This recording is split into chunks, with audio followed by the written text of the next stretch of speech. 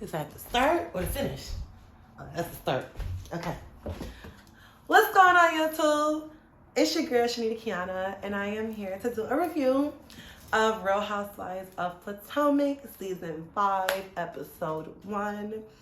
I am new to reacting, so bear with me. I will be reacting to any shows you guys like, so make sure you comment in the comment section below to let me know what shows you guys watch. And excuse me being nervous. Real Housewives of Potomac, Season 5, Episode 1, Old Testament's New Revelations. So the episode starts off and there's broken glass everywhere. I think there's food everywhere. And all you hear is, "Get off of her, Monique, get off of her." And I'm like, what the hell happened? What is going on? So they're doing a flashback of 7 weeks prior. And we see Karen. And Karen is like, as Black women, we have never been through this. And then we see Giselle, and she's like, we have been able to stay above the ratchetry, and in 5 minutes she just brought us back down. And I'm like, ooh, you done messed up, Monique. That's all I'm thinking in the back of my head is, you done messed up, Monique. So we start the episode off at Monique's house.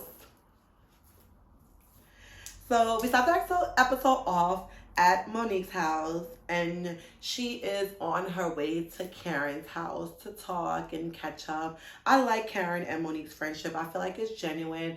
I feel like Monique clinged to Karen after she found out that Charisse was like full of shit, but then I don't think it's genuine, because I think like she was gung-ho on being better friends with Charisse because Charisse knew more people and Karen didn't.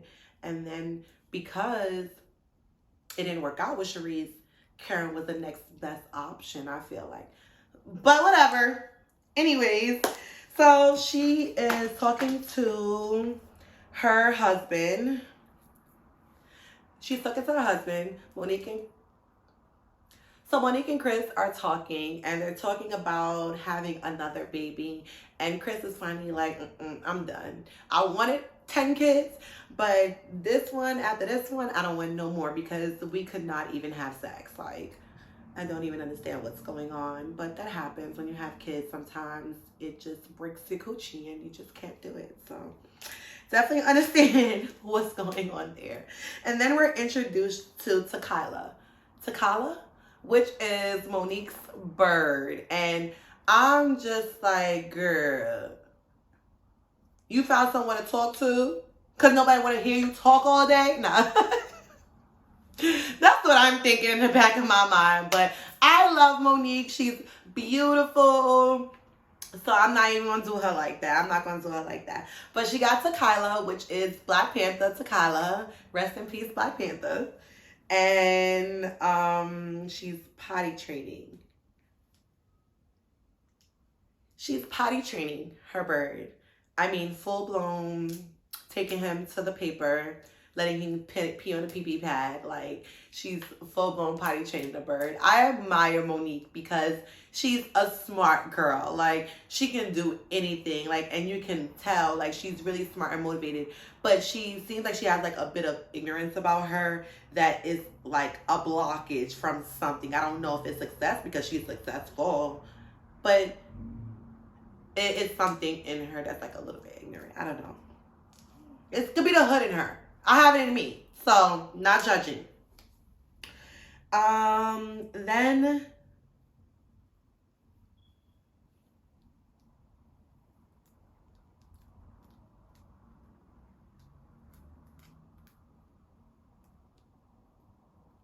Monique looks really good in her confessional. She's always beautiful in her confessional. She always looks really good in her confessionals. Like, really, really good. I love Monique's confessionals. I feel like out of everyone, she has the best confessionals because she's so beautiful. Like, Monique is really, really beautiful.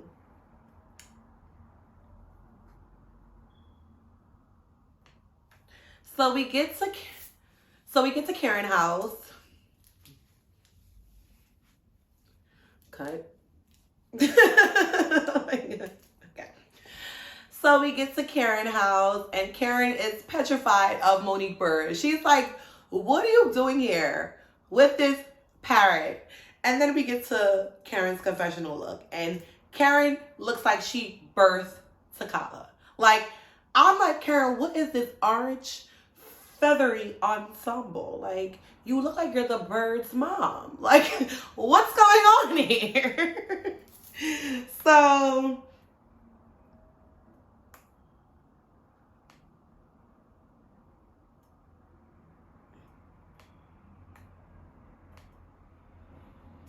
the messy producers.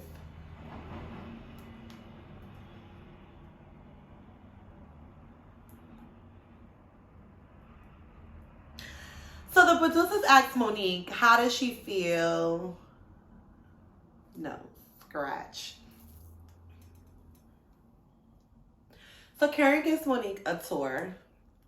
Karen gives Monique a tour of the house, and she is like, "Oh, this is beautiful. It's nice. Karen's house looks really good. It looks really nice and really beautiful." I do think she forced Ray to come back to Potomac because she wants to have her grand dame title, but she deserves it. Karen's awesome, honestly. I love Karen. Like, I am team Karen. I don't care how much she lies. Anyways,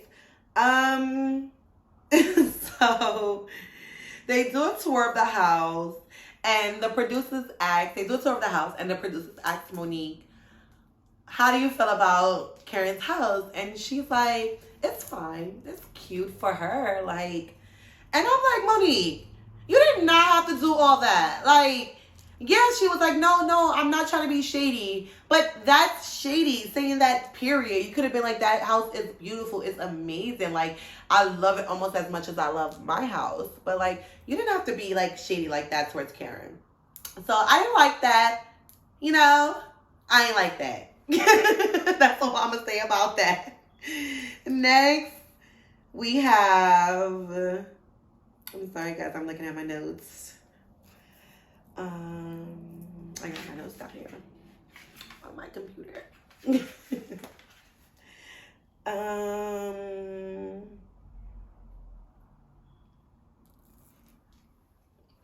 So then Karen tells Monique about her problems with Ray and saying,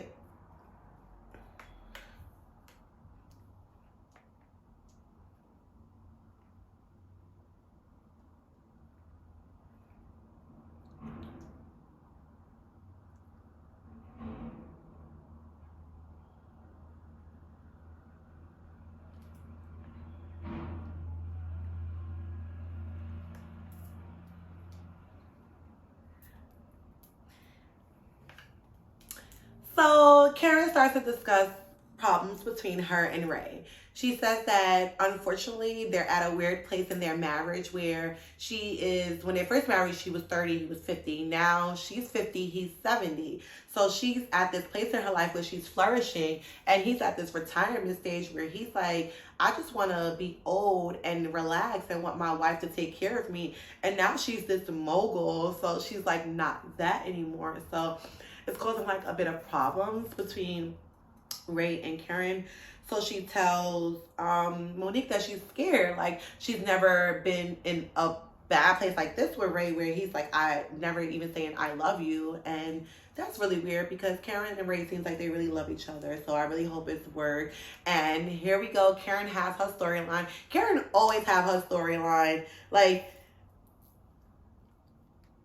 Karen said, I would never not have a storyline. Like, I am the substance. Like, you feed off of the substance, and she is the substance. Go batch. So then we get to...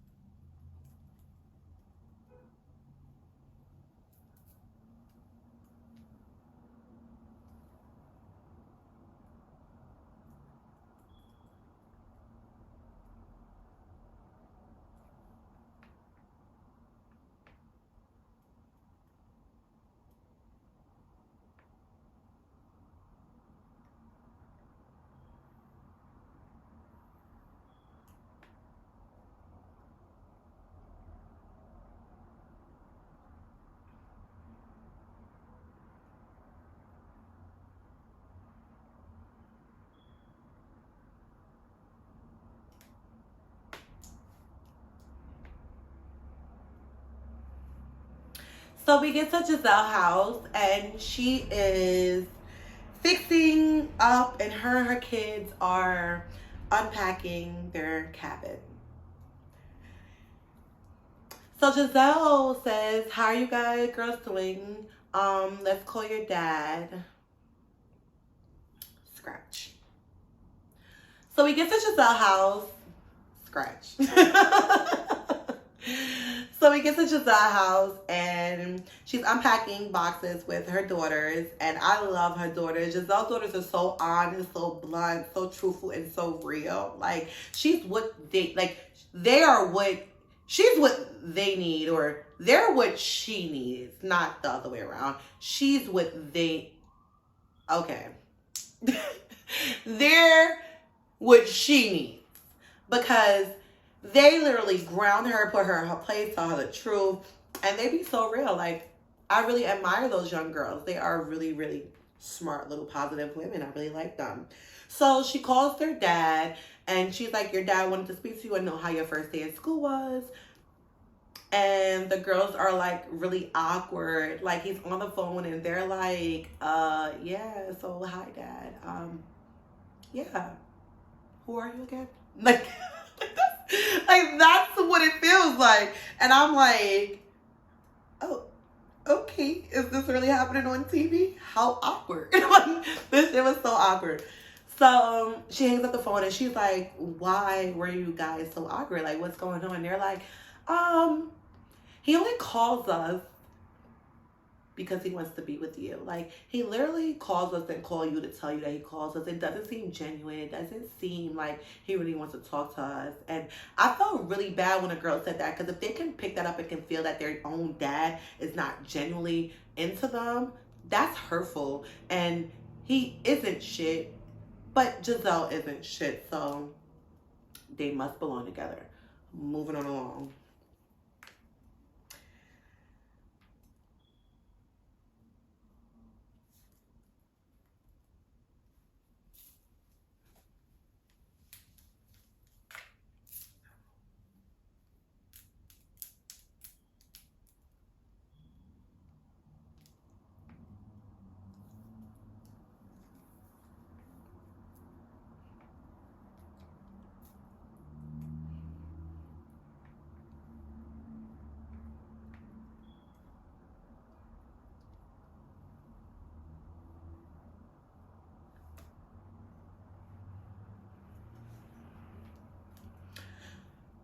So next scene, we see Candace and Chris, and they're going into this beautiful venue called La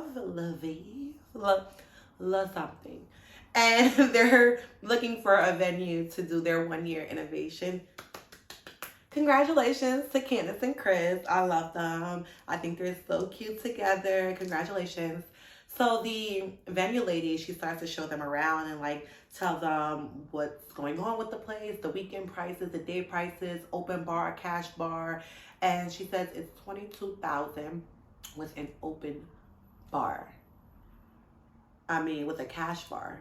And anyone who is anyone knows cash bars are tacky. You do not invite no one out to your event and they gotta pay for their own liquor. No, the liquor should be sponsored. Like, liquor is supposed to be sponsored. Everyone is supposed to be able to walk up to the bar, get a drink, and enjoy your party. No one is supposed to be supposed to have cash. Like, who carries cash anyway? But anyways.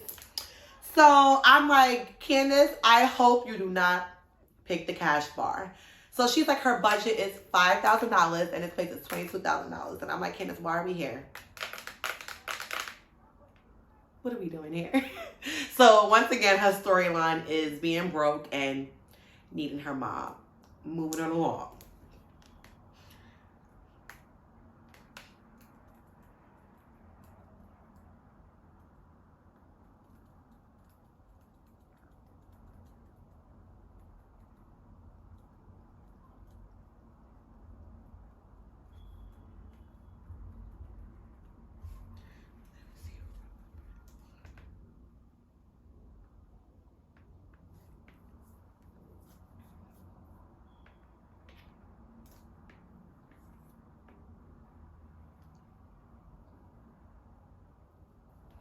Okay, so next we see Robin and Juan, which I love Robin and Juan, even though, well, we know. But I still like them. I hope they work. I really do.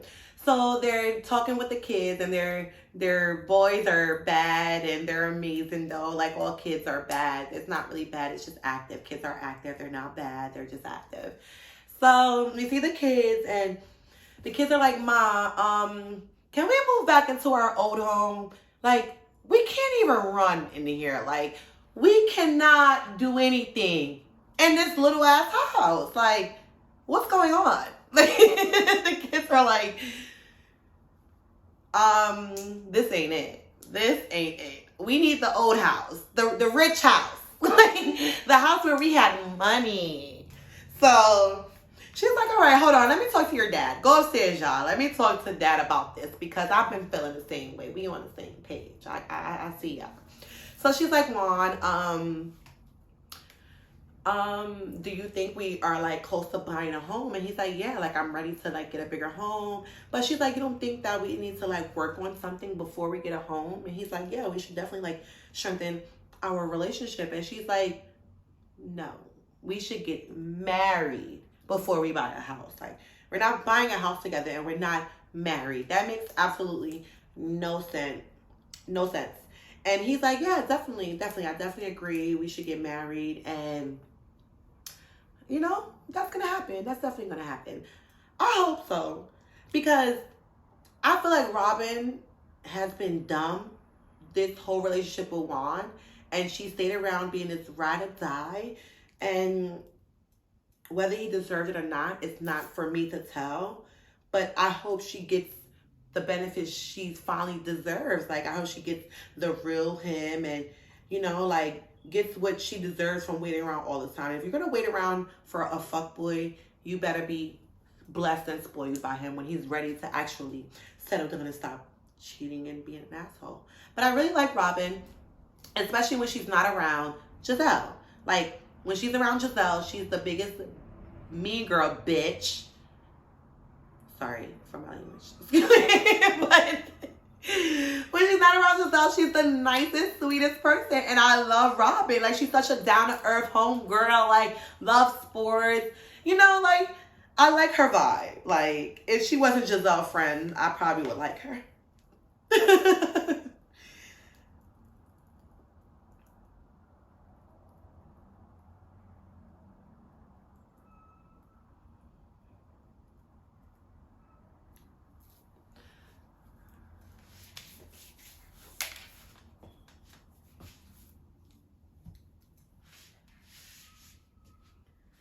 So speaking of the devil, sorry to call you a devil, but we get a scene with Giselle and Candace, and they meet up at a like cookie shop, a pastry shop.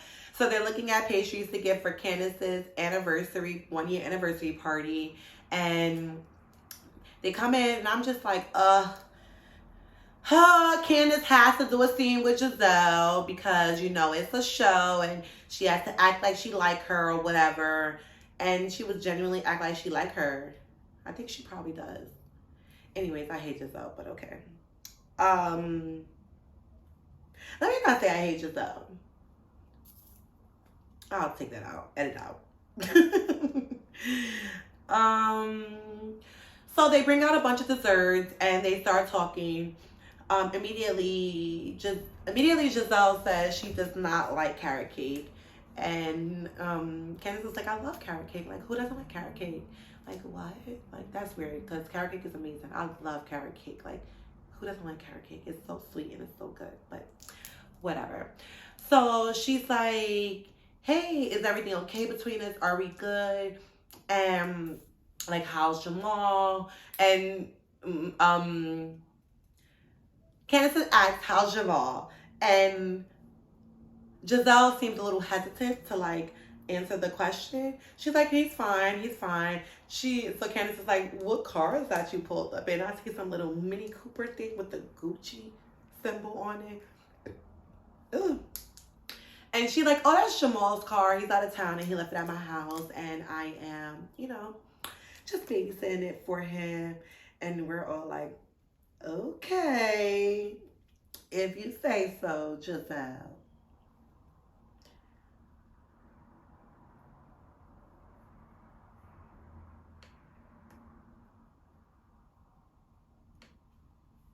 Then they get into the baby shower. Sorry. Then they get into the 1 year anniversary and who's invited. So she tells that everyone's invited but Candace, and she leaves out one particular person. But I'm gonna save that to the end because I don't know what to feel about this. I don't know if this is producers or Candace doing, but I feel like producers put Candace up to this. But I don't understand why Candace would agree to it if she cares about Monique. But then again, every season, Monique has proven that she wasn't really Candace's friend. She's laughed at her and been against her in every season. So at the same time, it's like, payback's a bitch. So then we talk about a back and forth that they both had on Instagram. So Candace felt disrespected because there was like a Watch What Happened Now show, like an after show that Giselle and a Watch What Happens after show that Giselle and Robin did, and they were laughing about the fact that Candace's mom came to Giselle and Robin and told them that she wanted her to buy the $2.5 million house that she was looking at last season with Chris. So they felt the need to laugh and kiki, which it is funny. Her mom is really shady, and her mom does that on purpose to her, which is really fucked up, but it is what it is. Like, her mom does that. So she felt disrespected, so she went in. And when I mean Candace reads, and she didn't appreciate it, so she went in. And when I mean Candace knows how to read, Candace knows how to read. What she said about Giselle's house, I was like, ooh, damn, girl, that was harsh. Like, that's the only thing I felt when I saw it. It was hard. So they go back and forth about how mean Candace was, about the comments she made on social media about her $900,000 tear down cabin. And it's just so funny because Giselle loves to play victim. Like, you hurt me. Like, you said this. And it's never like, girl, you said something first. But Giselle is like, she's a mean girl. So with mean girls, you have to like kiss their ass and let them play victim for them to feel better about themselves. And I used to be a mean girl, so I know. So it's like they love playing victim. I don't do it anymore. Not a mean girl no more. Nope, not on her side. I used to. So I can understand the mean girl mentality, but Giselle ain't shit. Like, and that's all I have to say about her. So then we get a scene where the producers are asking all the girls what do they think about Jamal and Giselle. And first is Monique, and she's like, I always said Giselle was better when she's getting consistent D. And she ain't just getting any D, she's getting anointed D. Amen. Like, hallelujah. Not the anointed D. I couldn't believe she said that.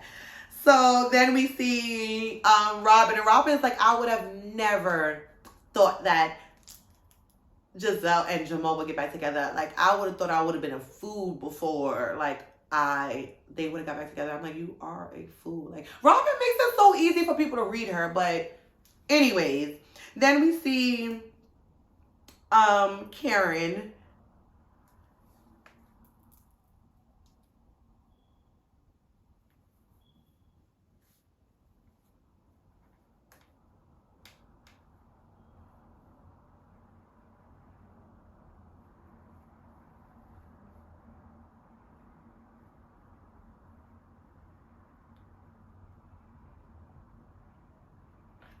And then we get Karen. Karen's like, no comment. And we get Monique in the confessionals, and she says Giselle want to steal more tithes and offerings from the church, honey. And I'm like, oop, not still for the church again. Like, I know we're not doing that again. That's exactly what they're doing, but they need that marriage union to look like a happy family so the church could accept them and give them more tithes and offerings on that Sunday. I see it. Because you know, the government is a business. Marriage is a business. Church is a business. That's all a business. And it looks good just to be married to get more money. And that's why they're getting remarried. Catch that tea. So, Candace, they go back and forth about how Candace never apologizes and she picks the worst thing about your life to pick on. I do agree with that. I feel like Candace is a cutthroat type of reader, and it like the worst thing you're going through, your mom could be dying and she's gonna make fun of it. And I am not mad at that because there's no rules to war. Like, you cannot shade me and tell me how bad I can shade you back, or you can't hit me and tell me how hard I can hit you back. Like, that's just what it is. So the playing victim and Giselle, you know, she's good at that. So you gotta let her have that mean girl. Oh, I'm so hurt you hurt my feelings. You know, tea. So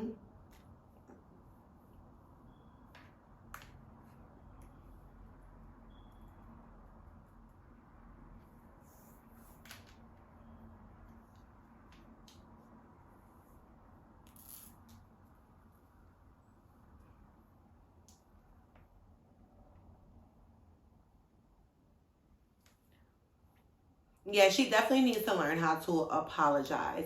Giselle definitely is a mean girl, but at least she apologizes. Even though her apologies be fake as hell, she'd be like, I'm sorry, and then do the same thing again. It's like, girl, were you really sorry? No.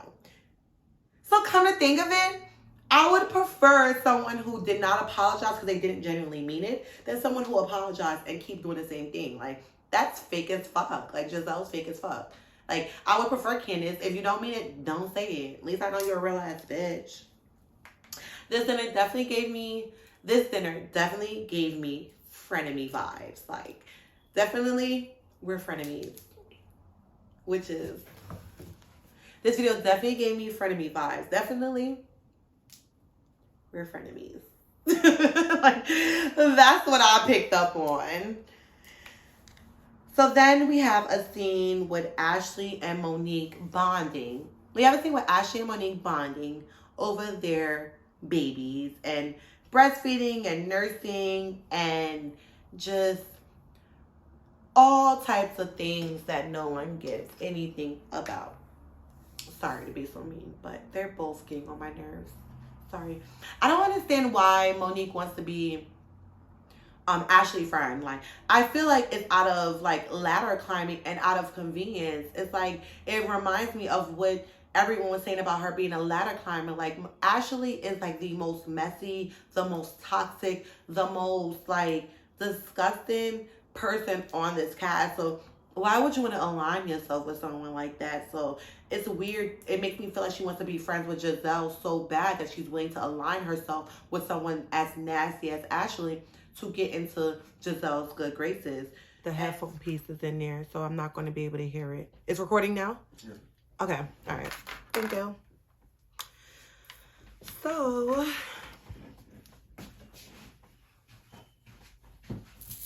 as I was saying, it's very weird to me that Monique feels like it's okay to align herself with Ashley. Like, I don't get it. Like, why would you want to align yourself with someone like that? Look at her character and what it has been for the last 3 seasons. Like, who would want to align yourself with someone like that? If anything, Candace is someone I would align myself with more. She's more of that black girl magic that you like actually want to have or be around you or your family. Like, Ashley said something in the confessional that really threw me off. She was like, this hamster face hoe.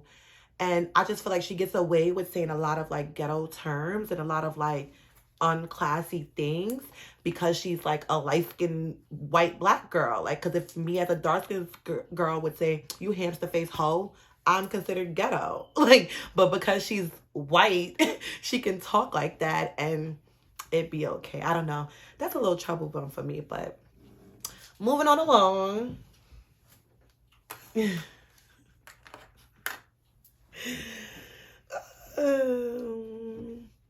Nobody can convince me that Ashley is classy. Ashley is trashy. Trailer trash.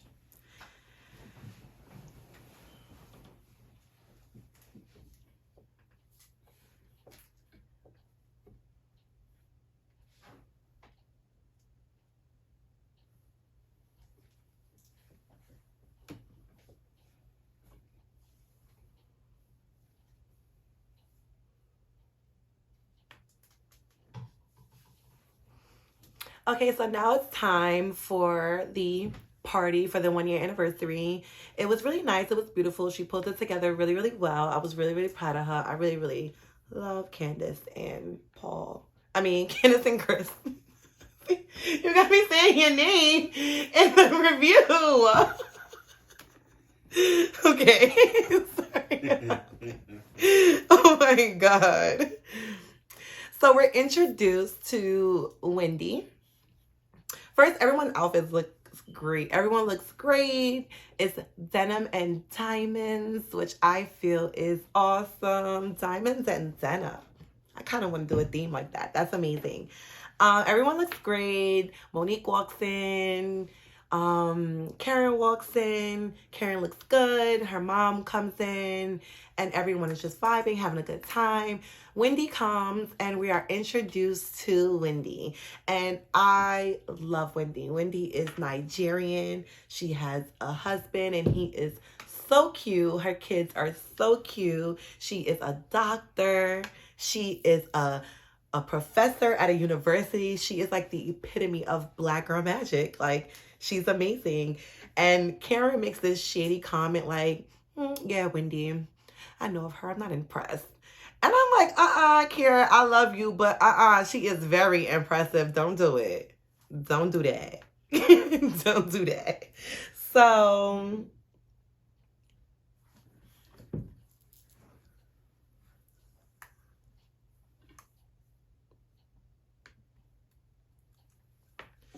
Wendy starts to tell us about herself. She starts to tell us that she has 3 kids. 4, I think she said it was 7, 4, and 1. And she's been married for 7 years. She has 3 kids and all the stuff that she does. So as Wendy is like telling us about herself, Monique, being Monique, is like, you're Nigerian? Oh my God, I'm 2% Nigerian. You have 3 kids? Oh my God, I have 3 kids as well. Oh my God, you have to suck dick every day? So do I. Like, Monique is so freaking annoying. She gets on my nerves. She does that to everybody. Like, she has to have something in common with everybody, but she's really nice. She comes off as a really sweet girl. So it's just, I guess, an icebreaker, but she just gets on my nerves.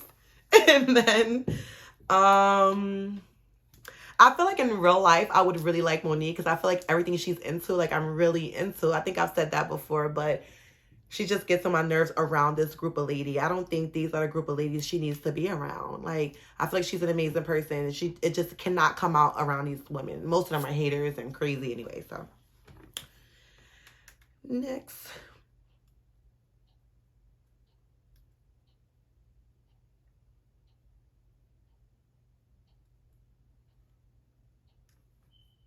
Wendy and that wig. That wig was bad. It was a bad wig. The part was orange. I was really confused as why was so much makeup in that part. The edges was like on her freaking eyebrows. I know my hair on that, but no, her shit was not laid at all.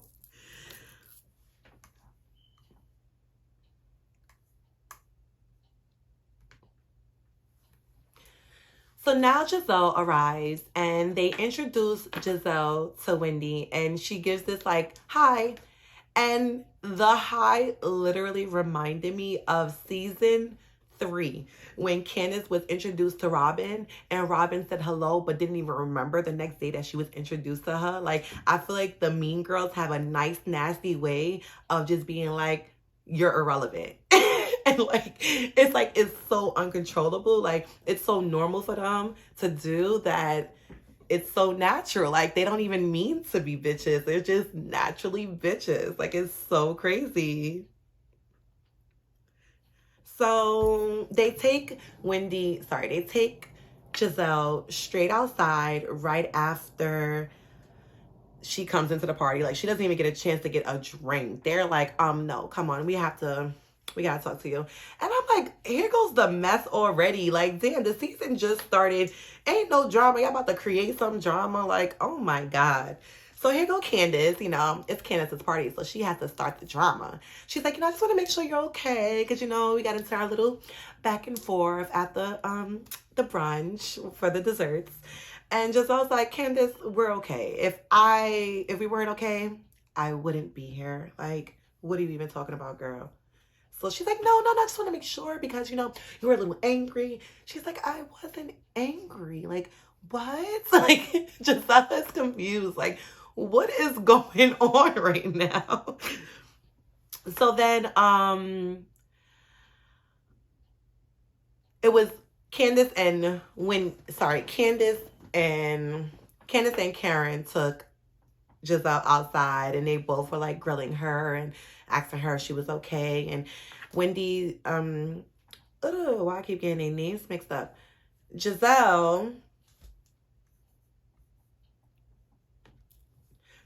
lets Candace know that she's not angry with her at all, but she does feel as though she doesn't like to apologize. Like, and I agree, Candace doesn't like to apologize. Anytime Candace does do something I feel like she should apologize for, she doesn't. And I mean, I guess, like I said, I could respect someone who's gonna like be honest and not like apologize because everyone wants her to. But sometimes I do think she just needs to like apologize and just move on. Sometimes I think she's a little bit childish, just a little bit immature. Then all the girls start to come outside. Monique, Robin, everyone comes outside, and then everyone starts to get into the Jamal situation and ask Giselle about Jamal. So they're like, hey, Giselle, where's Jamal? Like, where is he? How is it being back with him all these years after he cheated on you, had babies, stole all the money from the church? And they like, how are you back with him? But she said they're working it out. They're better now. And she was a little hesitant, but she answered and she kept it real diplomatic. And I was proud of Giselle. It felt like gang up on Giselle Day. Like, that scene was like, oh yeah, we gonna get Giselle. We ganging up on her. Let's see what we can get out of her. I'm like, why are they doing that to her? And I don't like Giselle, but I could defend her when, it's supposed to be defended. When she's supposed to be defended. So Monique says that Monique says to Giselle that Wendy knows Jamal, that they actually march together and they do rallies for Black Lives Matter. And she's like, oh, okay.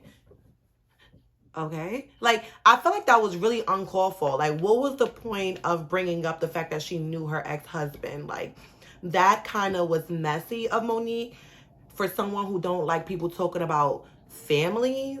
Why are you doing that? Like, out of all people, that was a little bit weird to me, but okay. Then we go back inside and everyone goes back inside. Then everyone goes back inside and Giselle is on the balcony with Robin and she's like, where is everyone else's man? Everyone asks about my man, but nobody man is here. Why am I the only one being asked about where my man is? Like, she felt ganged up on, as she was, real attacked.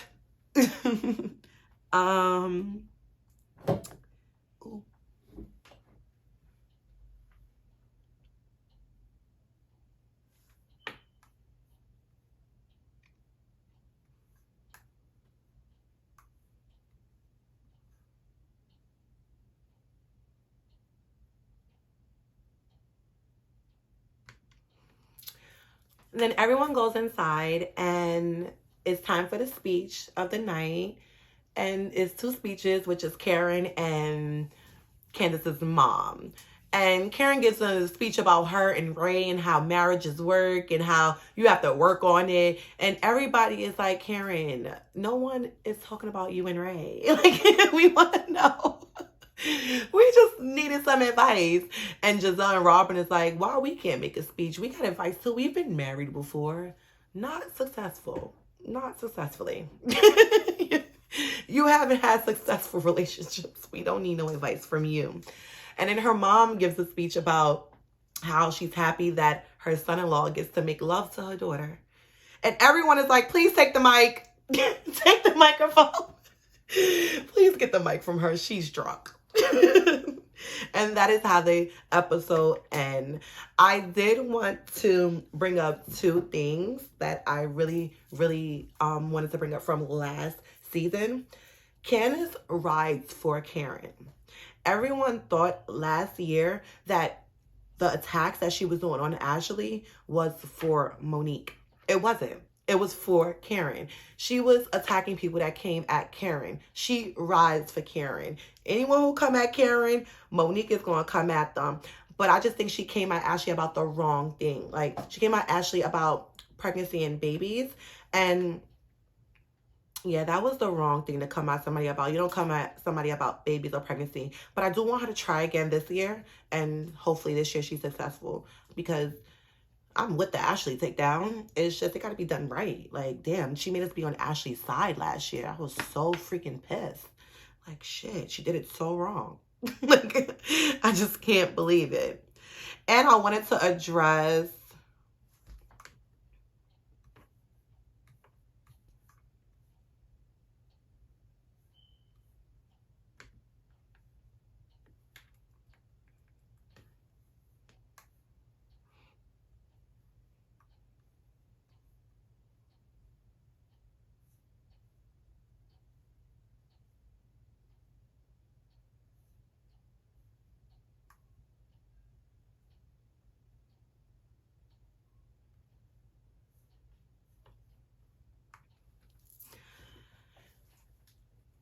Charisse being at the 1-year anniversary party. She wasn't at Candace's wedding, but she definitely was at the 1-year anniversary party. And that's definitely producer drama. The producers definitely told Candace to do that. But like I said, I don't know why Candace would do that if she's trying to get in good with Monique. And then she said that, then it's coming out that she said she didn't know. She didn't know about the beef between Monique and Charisse, which is kind of awkward. I don't think she didn't know. I think that she probably just didn't care because, like I said, Monique wasn't always the best friend of hers. So, like, why would she care, honestly? And they're all on a show trying to get this money. So they're going to do, say, and be whatever way they need to be to make sure that they can continue to get that bag.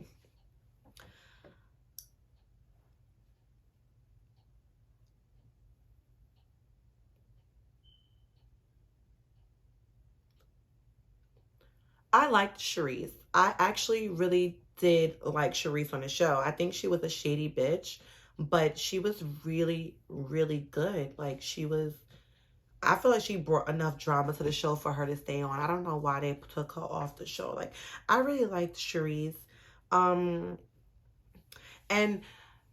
the Charisse and Monique situation, I do think Charisse crossed Monique. I do think Monique rode for Charisse.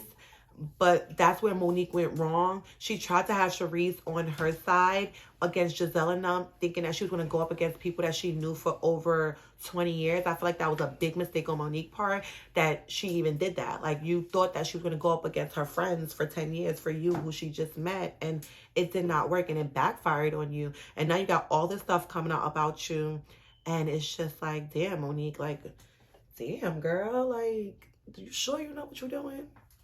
You sure? I don't know. But that's it, y'all. Thank you so much for watching.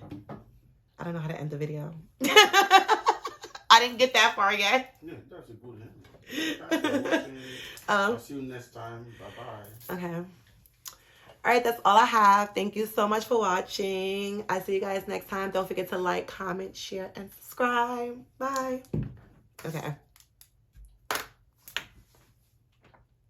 No. Okay. It's still recording. What do you mean? It wasn't recording that whole time? No, I just stopped it. No, recording 16. That is still